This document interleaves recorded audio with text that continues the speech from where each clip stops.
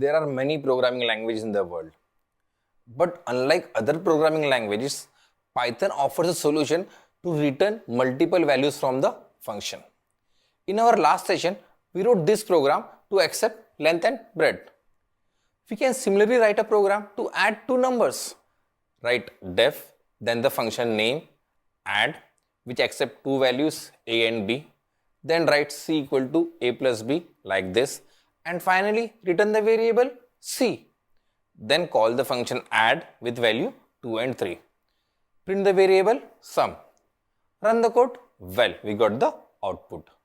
But suppose you want to write a function that returns result of 4 operations like addition, subtraction, multiplication and division.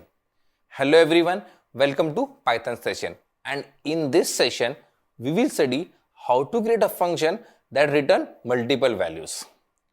Our objective is to write a function that returns the result of addition, subtraction, multiplication and division.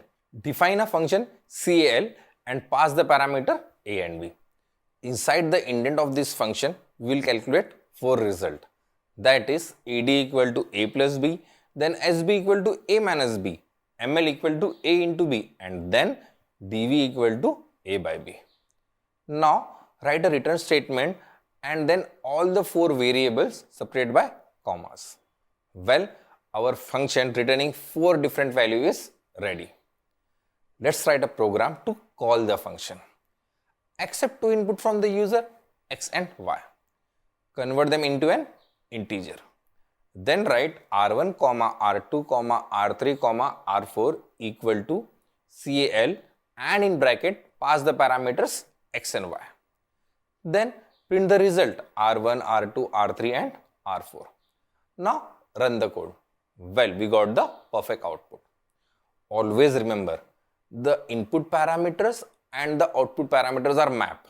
So the input parameter x will go into a and the y will go to b.